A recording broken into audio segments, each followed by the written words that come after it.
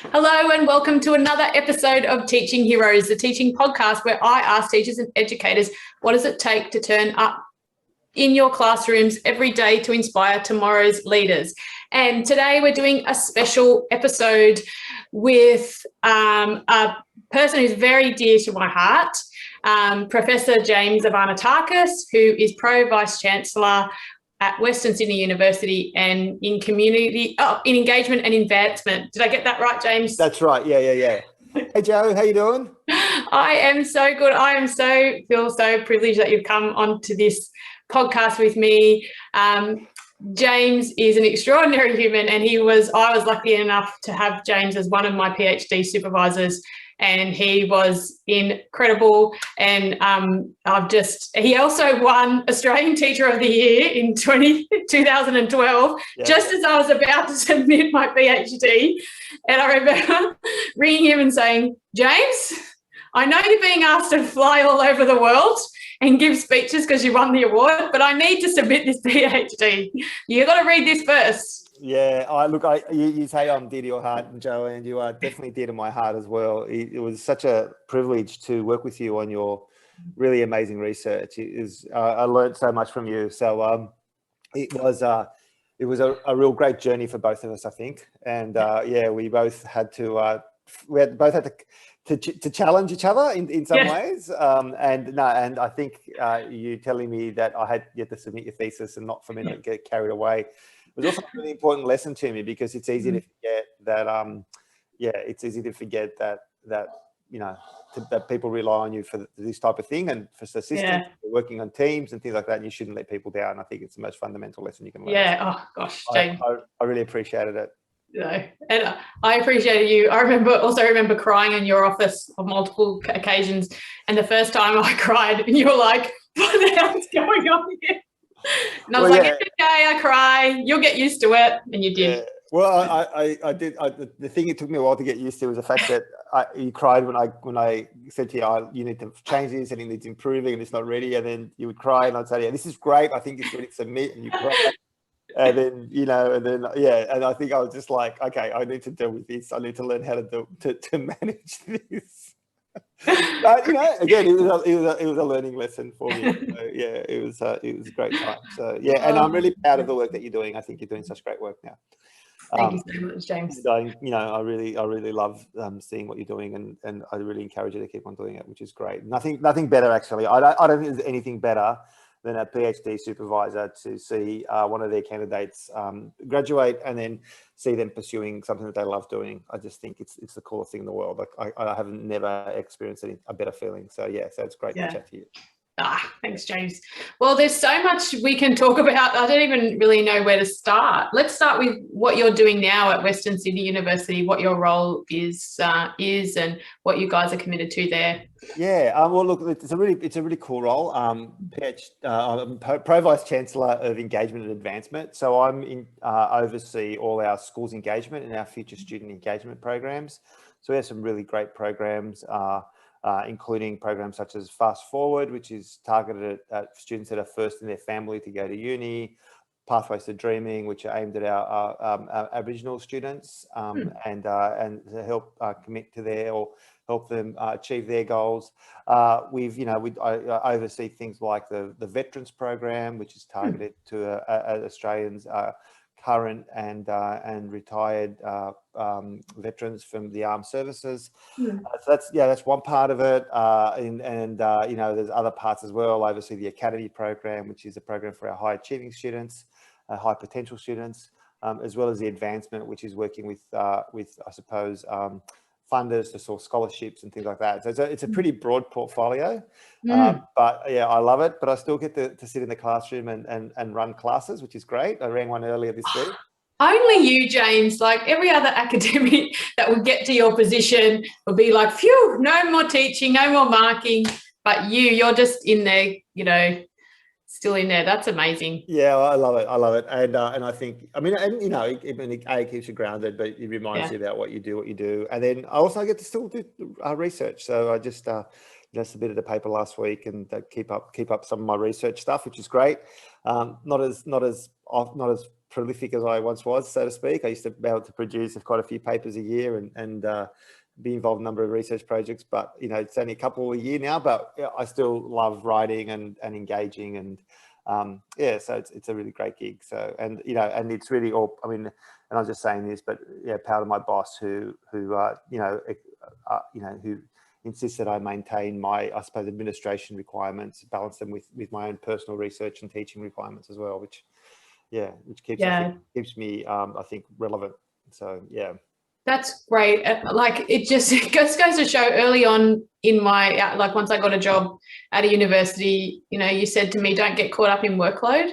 You know, that no other job in the world has a workload, you know, divvy up thing the way that academics do. And I know that originally that would have been set up to protect academics in a way from, you know, getting too much work. But you know, I can see some colleagues get really caught up in, you know, counting every hour.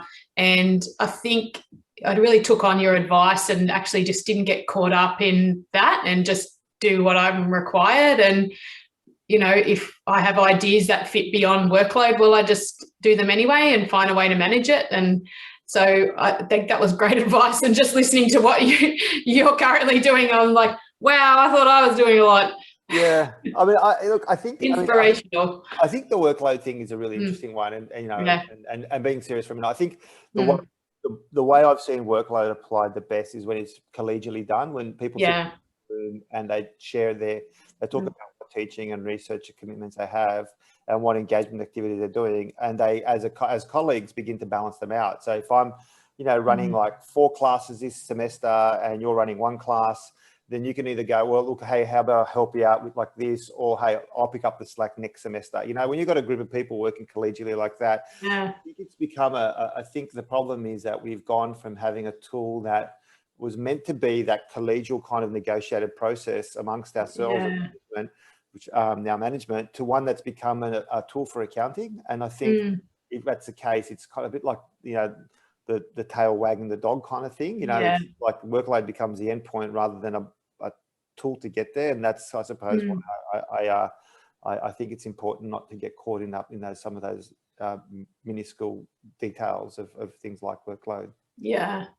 And I think it can stop you to not, I mean, I really do appreciate what academics are coming up against, particularly in this environment. And I don't want to, you know, devalue that or unvalidate that, but it's like what I try and do every week is think about why I'm doing this job, like what am I committed to, and then just so every task is then performed within that commitment. And that's when I've started to feel power, that even marking a student's essay is part of my commitment to, you know, creating quality teachers and to contributing to transformation of education. So every kind of task is done within that role. Yeah, I think that's such a valuable observation. I mean, one of my most important, I suppose, moments in my experience was, you know, in my sort of development as an educator, I was listening to someone talk about the challenges of class politics and lack of class mobility in Australia.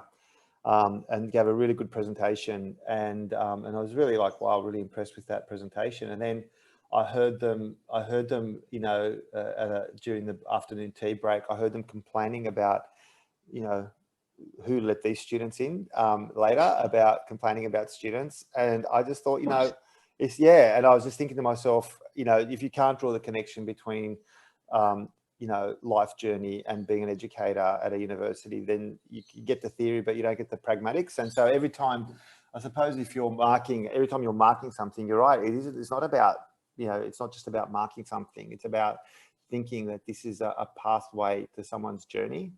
And hopefully if that person is struggling and they're not great, then you can hopefully provide them insights to become better, and if they are great, then hopefully you provide them insights into to become better in different ways, you know. So I mean, that takes me to my second point, I suppose, when it comes to philosophy of teaching, is that everybody's on a different journey. Like, not everybody's going to learn the way we did. I was terrible here in my undergrad. I was a terrible student in my undergraduate years. I think I failed 5 of my first 8 subjects. Oh, really? Yeah, I just didn't get it. I just did not get university, and I ended up struggling and getting through, but didn't particularly do very well. But it was only when I got more mature and I began to understand, in some ways I got a context of what I wanted to do, that I became a good student, and hence, and so it's that different journey. And so so I think, like sometimes, the other bit of advice I give colleagues is not to take things personally. If some students aren't reacting the way you're hoping that they will react, that's not necessarily on you, it's on them. All you can do is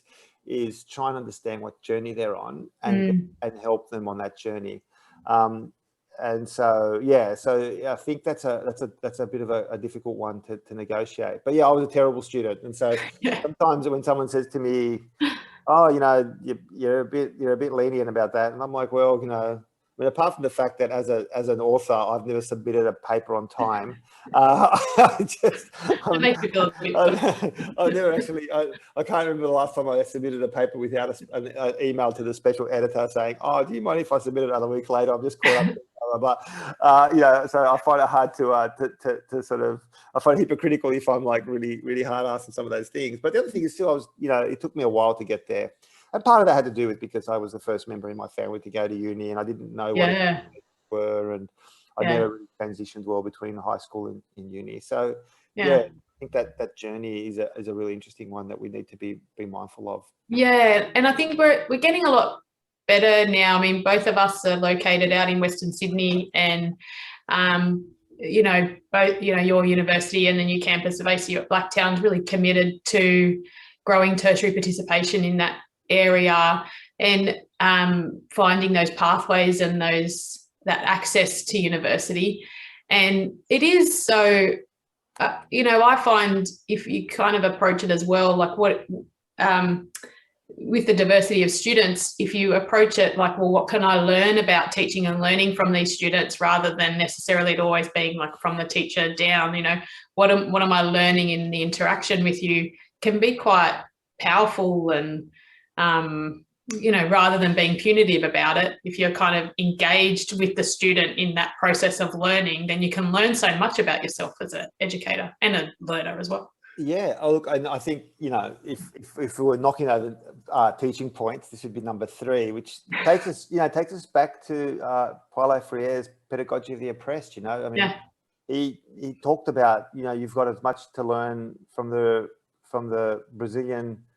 From the Brazilian farmers as they've got to learn from you, even if they can't read or write. Then there's life experiences you can learn from them, and look, that's so true. I mean, I could give you lots of examples for me. Like, one of the areas that where when I first started teaching out at Penrith, and this is I first started at Western Sydney in 2007, so we're going back 14 years, and at that campus it was.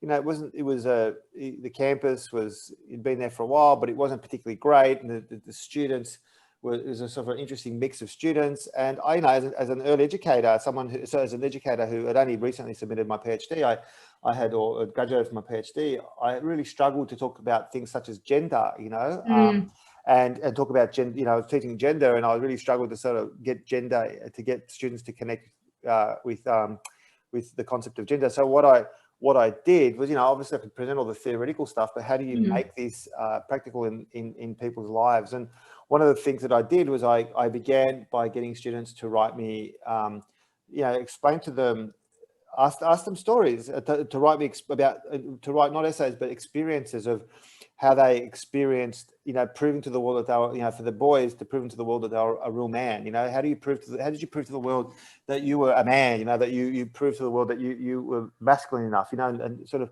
talk through some of these terminology, and with the girls as well. I was, what did you do to prove that you were feminine enough? What did you have to do? And ask them, and ask them not to write essays, but personal journeys. Yeah. And then after that, what we did was we asked people to share the stories if they wanted to. Only if they wanted to, they could share the stories. And the people that shared the stories, and there's a guy there, mature age student, first semester at uni, had dropped out of uni when he was dropped out of school when he was like 17, in his 30s, and he tells a story of playing rugby league with a broken arm to impress his dad. Like he actually played a game of rugby league. He broke his arm halfway through the game and played on.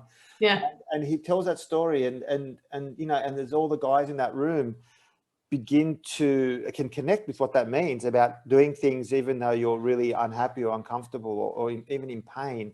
And that's something that I'd never done that. I'm not going to be it's just like my finger and I like curl up in a fetal position and yeah, that's right.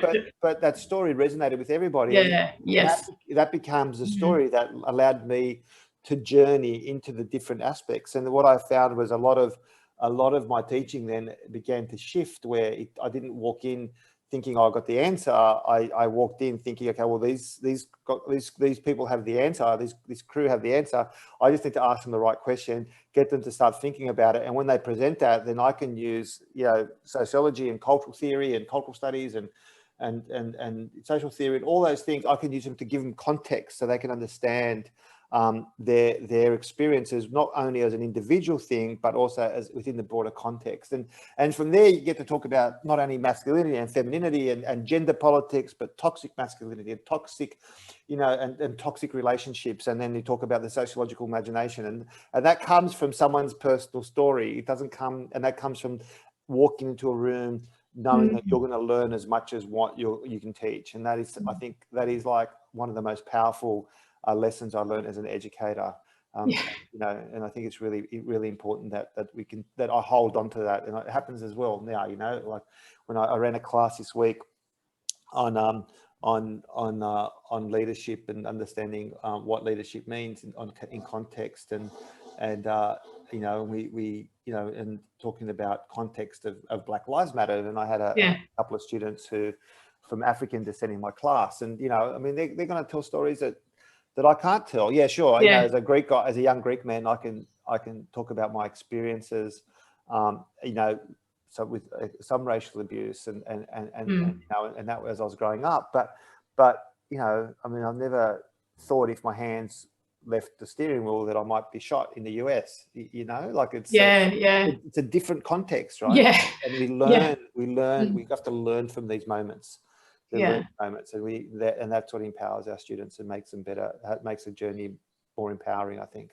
Yeah, but what about? And we're kind of taught sometimes as teachers to, not so much anymore, but I still think it's there undercurrent that you are walking into the classroom with the answers, and that your job is to try and pour that knowledge into the head of the student. And I just love that. Oh, I'm just feeling like I want to run and do a lecture now, James, because I just think, wow, if I approach the classroom, I think I do this a little bit anyway, but approach the classroom thinking that the students already have the answers, and it's just about kind of making them see that they have the answer in a way, see them. And that's, I do say that to my students, like, I think you're extraordinary, but you're not quite there yet. So let's, empower you to think like that about yourself, how I see you. Yeah, that empty vessel philosophy is an important one, right?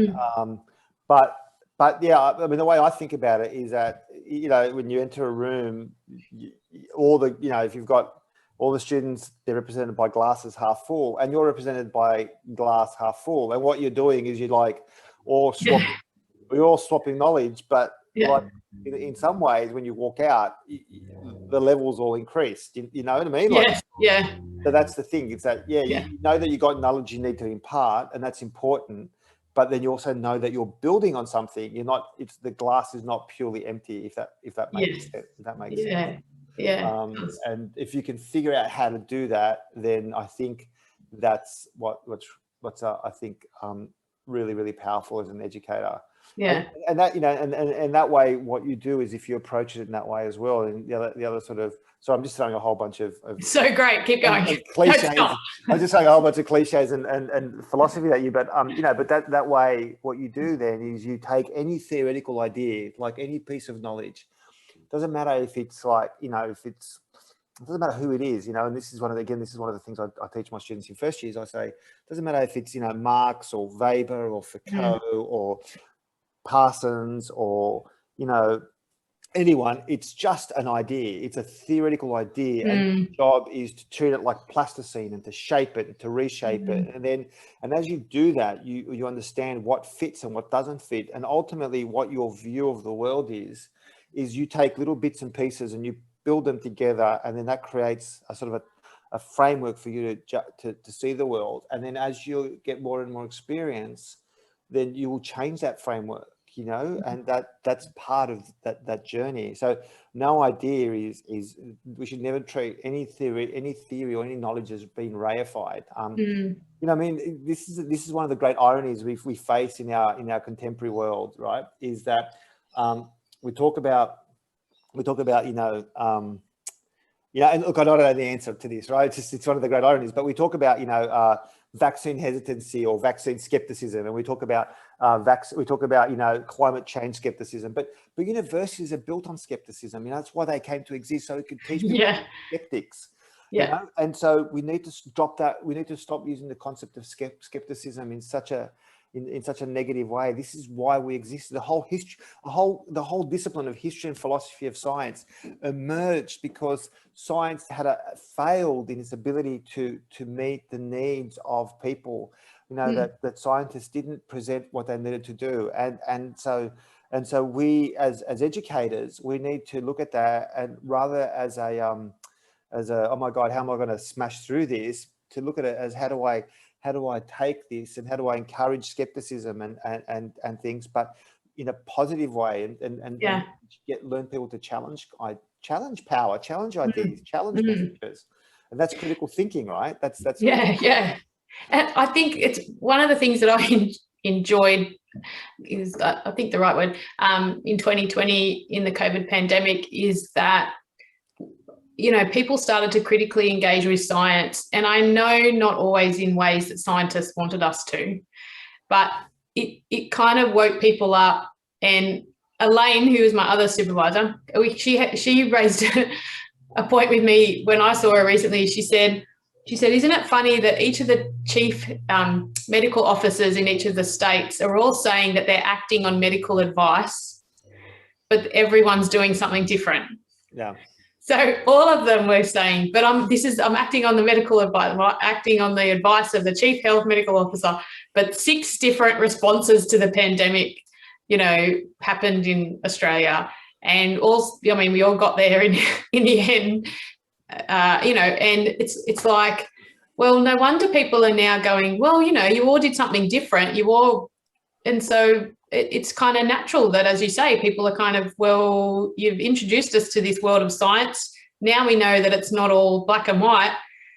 So what do you expect the reaction to be? And that's kind of what we want, right? That's what we want, you know. I mean, and the other thing is to understand context, you know, like there's some of the highest levels of vaccine hesitancy and skepticism in the US are from Black American and Native American populations, right?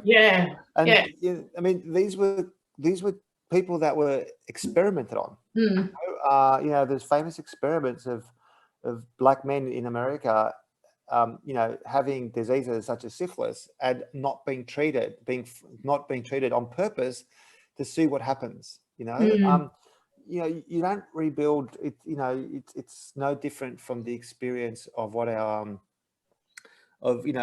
First Nations people here have with certain authorities. You know, with the police force, you don't just rebuild levels of trust really quickly, right? And that's at the moment, one of the things that I'm doing at the university, we're driving I'm writing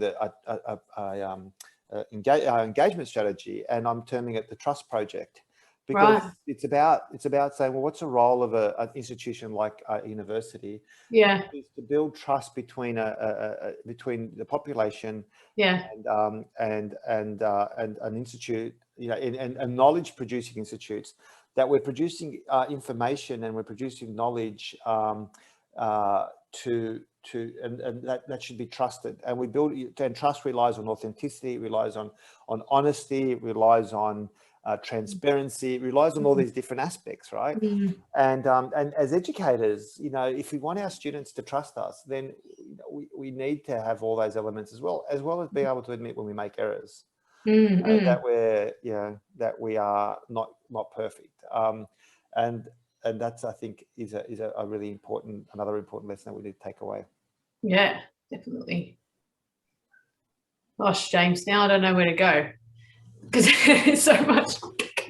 Well, you know, I mean, I think, you know, I mean, you know, one of the things that we talked about was, you know, how do we negotiate with government, or how do we build a relationship with government? And I think, you know, one of the things that is happening at the moment is, you know, universities have not been good to justify. Yeah, you know, I mean, like, you know, one of my things is that I've always believed, historically, I've always believed that that universities are you know, a public good, and that in itself is enough to explain that there is and should exist. But actually, I've come to realize that everything needs to justify its existence. You know, we need to justify why we're there. And I think what we do need to do better is, and that's why I think the concept of trust is so important. Because if you went, well, you know, we saw recently that people, you know, there was a campaign recently by chemists, you know, like as pharmacists, about the, you know, and they're some of the most trusted people in the country, right? Yeah. And so every time the government goes to mess with them, there's always a public backlash, right? And it's why, because when someone walks in there and they ask for advice, they trust that person to give them advice. And so the question is, if universities are vulnerable to being beaten on by government, or to experience massive changes, maybe it's because we've lost trust. And why has that happened? Well, we need to figure out why it's happened and research. You know, and I've just spent that 12 months in the US. I'm just ranting now, so it's great. Keep going. And just before you go, if anyone like, I was an obsessed follower of James's blog. Every time he did another blog on the American politics, he'd tag me, Joe Winchester. Read it. It was like first. Well, it was good to know that at least one person was reading it. But it was great because you gave all that background context to Trump, and I think, you know, we need to do the same thing in Australia too. We just expect people to know what's good for them, or I don't know. People have so much opinion about what's good for others, and without really understanding the background context of, well, what's actually going on in their lives. You know, Trump supporters weren't evil; they're just ordinary people. Yeah, I mean, you know, and look, and I remember, you know, became obviously, that was one of my areas, was understanding the Trump voter, but also the future of the Republican Party. And I was interested not because the main reason I was interested is because, you know, there was a lot of evidence, and, you know, when One Nation became very popular, that a lot of people that turned to One Nation were former Labor Party supporters, right, who felt left behind or ignored. And I remember reading this really great interview where someone said, you know, this is in America, someone said, you know, I used to be a progressive, I used to be, you know, a Democrat and progressive and that, but I just remember asking a question and I didn't use the right language, and I felt that people were sneering at me.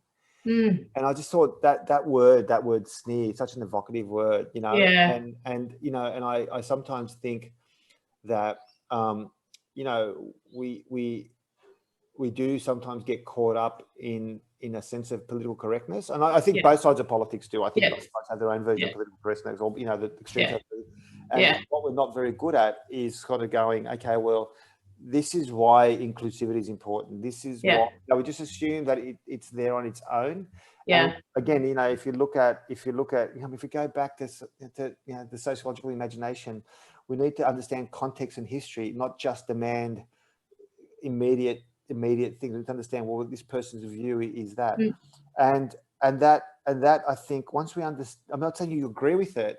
I'm not saying you agree with it. I'm not saying that I'm not even saying it's justified. I'm just saying, if you really want to engage, if you really want to achieve the change you want, be it around, you know, overcoming vaccine hesitancy, or battling racism or xenophobia, then we need to understand where people are coming from, and not just make a quick assumption that person is evil. You know, we can't do that. And so, that's, I think, a really, and that I think is really important as educators as well, because Yeah. we're not going to just assume that these ideas make sense on their own. Yeah. We need to kind of make those ideas make sense within context. Yeah, and often we approach these arguments from this wrong and right position as well. You're wrong, I'm right. You're wrong, I'm right. And I was sharing with a student the other day. I said a lot of the left, look up to the Liberal voters that are the eastern suburb Liberal voter or whatever. You're wrong, you're wrong, you're wrong. And they're just going, okay, bye. Sailing off on their yacht. Like, if you can't engage with you're just telling people they're wrong all the time, just people stop listening. There's got to be kind of this exchange of, what's your ideas, what's my ideas, what are we both committed to? And sometimes you're both committed to the same thing. You just have a different viewpoint of how to get there. Yeah, and look, and that's exactly right. And there was a really great research report done a couple of years ago now in the US I think it's called More in Common. And what it did was it looked at the political spectrum in America, and it found that I could be I'm just trying to remember now, but something like 8% of Republicans and 6% of Democrats just did not want to negotiate, and the other 86% of the population they described as being progressive leaning or conservative leaning or in the middle, but they call them the exhausted majority. And I think what's happened is when we have political debates, we've become so accustomed to a winner takes all attitude. That most people, then it's almost like we offer a 1-0 solution. Yes. There is no, we turn it, like you said, we turn it around and we say, well, it's right or wrong. It's you're either for vaccines or you're a flat earther, Yeah, that's right. Whereas, for at the same time, for the last 2 generations, we've been talking about how we should empower women to know more, that women should be empowered to make decisions about their own bodies, not just rely on medical expertise. Yeah, exactly. Right? And so we should be talking about, well, that's about that, so it doesn't mean that we should be encouraging vaccine hesitancy or skepticism. No. But it means stop talking to people like they're idiots. And so saying, I'll read my lips, have a vaccine, you're an idiot being skeptical, that's not the case. We've been encouraging this skepticism. And so rather than talking to people, like you said, in this right or wrong, then figure out, well, who is it that they trust and who should they speak to? And then let that person become the spokesperson. Yeah. And I suspect it's about empowering general practitioners, empowering pharmacists, empowering, meeting with church leaders and things like that, to sit down and to chat to them about what's happening, rather than spending, millions of dollars on an ad campaign.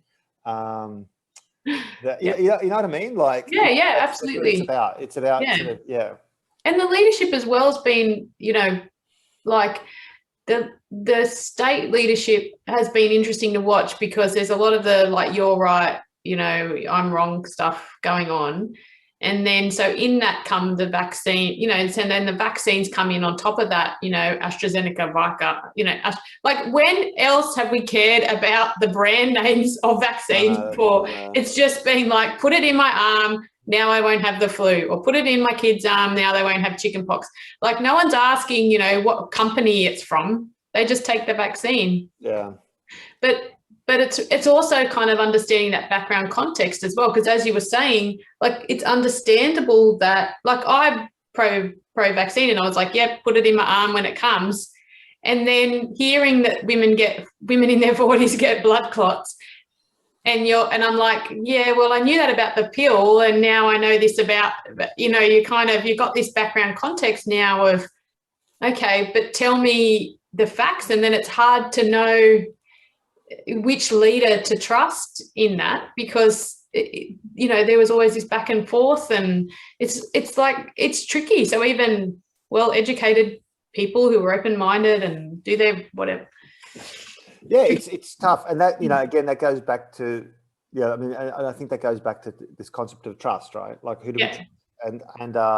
And you know, and that's why I think it's important to empower people, and that's why, you know, we go back to the whole beginning of this conversation about education as a tool of trust, you know, as a tool of 100% of empowering people to learn the powers of who to trust, and that's everything from what they read on the internet, to you know, how they engage with science, to how they confront, you know, political challenges, all those things, and that's where, you know, that's what education is about. If I think if you can approach, when you approach, and it's like you said, it doesn't matter if it's an essay or a quiz or a lecture or anything that you're doing.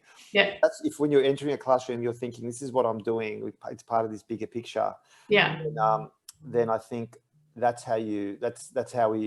what I think education's about. That's what I think makes us best educators. And approaching students like that, whatever age they are, you know, whether you're teaching 5-year-olds or 55-year-olds, you know, you have to go in there thinking, okay, how do I build their trust, or how do I show up for them in this classroom, you know, act with integrity, be authentic, be vulnerable, build that relationship with them, be trustworthy. Then they're going to learn from you, you know, then there's going to be more likely going to be that exchange in the classroom than if you're going in there saying, I have the answers, you don't, or I'm right, you're wrong, or you don't know yet. I totally agree, and I think that's how we do it, and that's tough. You know, it's much tougher to think about. I mean, that lesson plan is tougher than the one where you just walk in saying, "I'm going to teach them this today." Yes, you know? and that lesson plan is actually, you know, I mean, in a way, it also can be uncomfortable. You know, and I honestly, you know, and I often say I believe in the power of the educational power of discomfort.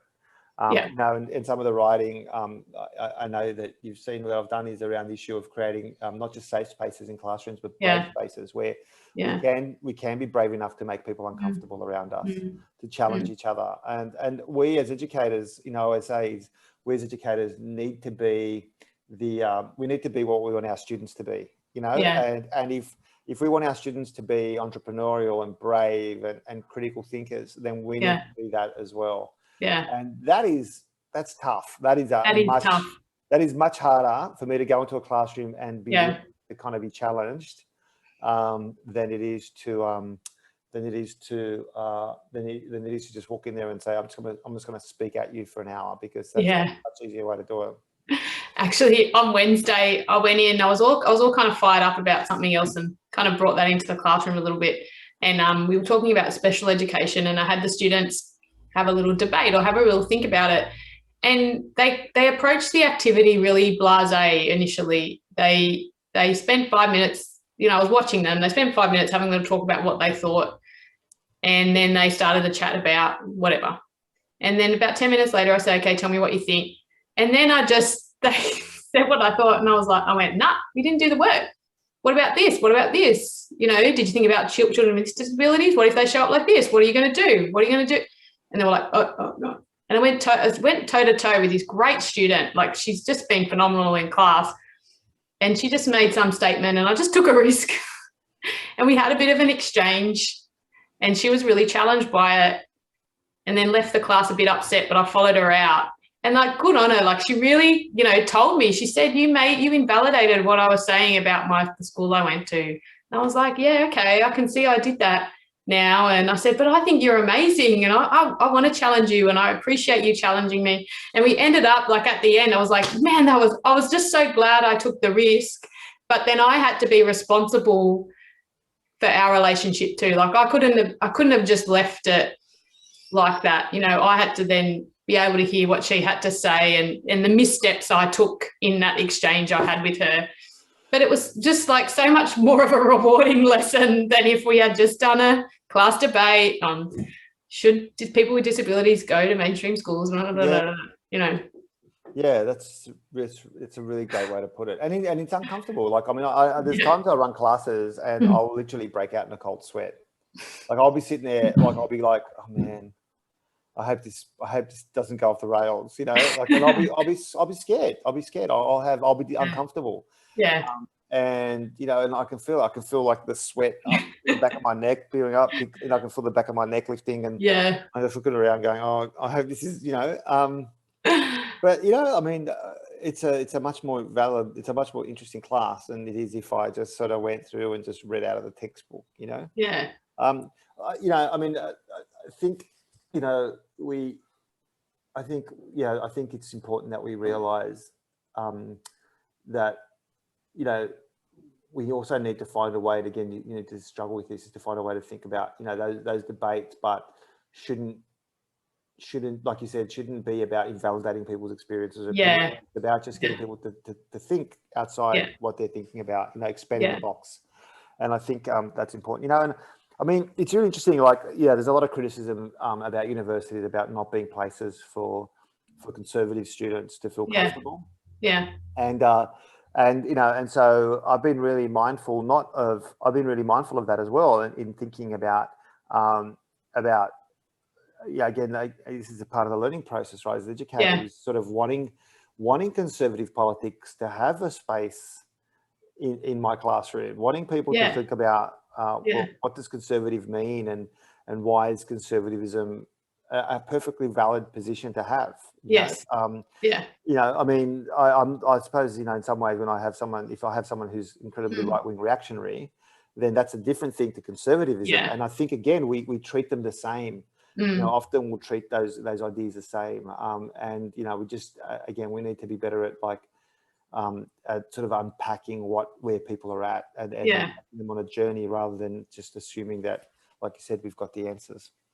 But don't you think that's changed too? Because I always laugh when they say that universities are these hotbed revolutionary, like, compared to what it was like when I was at university. I mean, I don't know whether it's just the institution I'm at, or I'm teaching teachers, which, you know, are kind of more likely to be not conservative, but a bit straighter. I don't know, in the middle. I don't know. I don't want to label them, but it doesn't seem like there's a lot of revolution happening in my Well, I think, I mean, look, I don't know in the sense of, it'd be interesting a research project to compare the political spectrum of educators compared to students, right?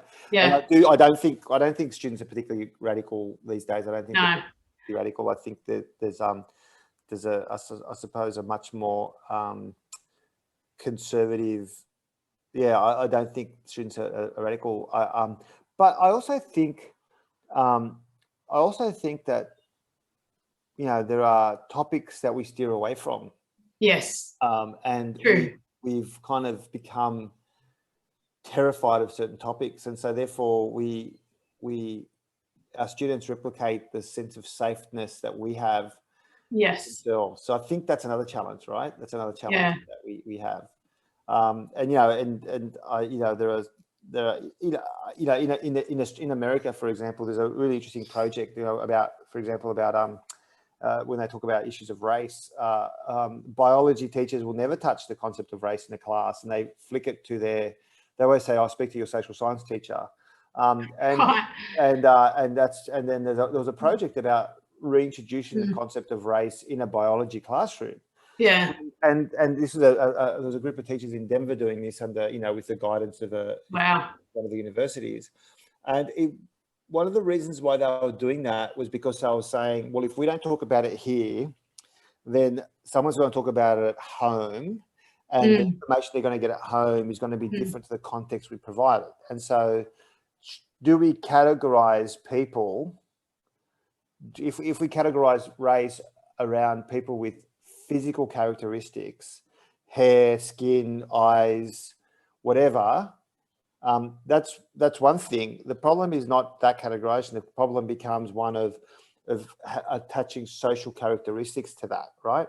So if you begin by that, there's a gap there between someone saying there's a gap there, and so the educators in this was happening in Colorado. They were saying that, you know, if we don't have these conversations, they're having those conversations elsewhere, and so we need to make sure that those conversations happen in the classroom, so we can manage them and guide them and talk about them, and not have them happening, you know, on the internet, you know, by white supremacists and so on. So does that make sense? It does. Yeah, it does. And so we need to make sure that we have those. We need to kind of have those. Be brave enough to have those conversations in the classroom in a way that's non-threatening. And that's what I'm saying, that, you know, it's not just about safe spaces, but it's about brave spaces, it's about Brave willing to have spaces, those conversations. Yeah. Yeah, and the same thing with feminism, right? I would think as well, because, you know, is there a biological difference between the female brain and the male brain? And, you know, recent research is about, well, there's differences if you look at adults, but they're not necessarily saying it's different from the beginning, that there are different kind of social connections that are made in the brain and synapses that are made by the fact that you are born female into a certain context. And so your brain shifts and changes to do with that context rather than necessarily as a biological kind of thing. So, you know, even approaching, you know, the concept of gender and how we identify gender and saying, you know, I'm female, I'm male, I'm trans, you know, however you identify yourself. Well, when we talk about brain elasticity, right? So we talk about brain elasticity in the sense of, our brains react to, you know, our brains are constantly reshaping themselves, right? And I mean, if you grow up in a context where you're told that you don't understand maths, or maths is withheld from you, or whatever it is that you know, whatever the context is, then when someone says, you know, and again, this is not an area of research, but within that context, then you go, okay, well, if brain elasticity is a thing and this is what's happening, then what can we learn from that about and how do we have those conversations in our classrooms? And, you know, and I mean, that stuff around unconscious bias, you know, saying that, you know, students as young as 6 begin to experience unconscious bias from their teachers around issues like mathematics. So young girls, and even in the language that they use, like, you know, if you and I are sitting side by side in the classroom and I get something wrong, the teacher says to me, well, James, you're almost there. But if you get something wrong, the teacher may say something that she thinks is perfectly encouraging, like, hey, Joe, you haven't quite got it. We'll come back to it later. You know, and even that subtle difference can have a dramatically biased, right? And that's not sinister, but it's understanding, well, what are the consequences of that? And we don't know. We don't know. And it's about trying to understand those things. And those questions we need to have those discussions, because as teachers, for example, you know, we need to explain that language does matter. You know, So anyway, so that's no, but I think it's true. Like, those stories we hold of ourselves as an educator and who we are, like, we hold on to them so tightly, and as well, if you're not willing to transform that in yourself, then it's hard for you to find the space to transform that in others. And I notice it with my kids, because I've always told my older son that he's funny. He just makes me laugh. And I've always told my second son that he's smart. And I didn't really realize I was consciously doing that until the way they behaved and showed up at school. You know, Spencer's always trying to make people laugh, and Fox just says, I'm smart. Like, he just thinks he's smart because his mum's told him he's smart since. I was just blown away because he was 3 and writing letters, and I was like, wow, you're so smart. And he's just like grown into that. Amazing. But try and like tell him different things about himself now, because I've realized the impact that, you know, it's, you know, you don't realize you're doing it, but teachers do it as well. You know, you have, you know, I always say to my students, while you need to hear what other teachers are, you know, when they do transitions, okay, you got to listen to what other teachers have said about the students in your class, but listen to it from a kind of stepping back, and allow each student to come into your class with a fresh year, because you don't want to bring other teachers' bias into your teaching, because you don't know how the students are going to show up for you. They could be quite different with you if you kind of give them that space to be whoever they want and to not put your own labels on them. Yeah, without a doubt. Without a doubt, it's such a valuable lesson. Yeah. Oh my gosh, James, maybe we end it there with that beautiful pause. Yeah, I could just go on. It's been talking to you for hours. Thanks. Yeah, Dr. Winchester, it's been an absolute pleasure chatting to you about been amazing and riffing and it's a real pleasure. Thank you. You know, it would be great to talk about maybe in another episode, like the review into teacher education that's coming up, because I know that frustrates me, and the kind of lack of engagement that, I don't know. those kind of reviews have with the top sorts of things that you're talking about. You know, how can we bring those brave spaces into the education curriculum and into training quality teachers rather than kind of telling us we're doing a bad job all the time? Yeah, and I think, look, and I agree, and I think, you know, we blaming, you know, like it's blaming teacher quality or blaming something, you know, anyone. I mean, you know, education systems obviously have a challenge. Yeah. And, you know, looking for one solution like more money or better quality teachers or hire this or more of this or less of this, you know, that's not gonna explain where the challenges are. And context really matters in this, right? Context really matters. And so, yeah, you know, I find those inquiries really frustrating as well, because what will happen is, you know, let's just say that they're done with the best intent. So there's 120 recommendations. The 30 that suits their political motivations of any government will be the 30 that are chosen, not the 120 that take a more holistic approach. So yeah. Yes, it's a real challenge. And how do we as educators kind of, you know, because part of me is resigned and then the other part of me is like, well, you know, if you're resigned, you know, then you're not going to, there's no change going to be made, is there? Like, so I don't know how to have those, you know, conversations where you want to challenge the status quo, but, you know, I don't know. Hard.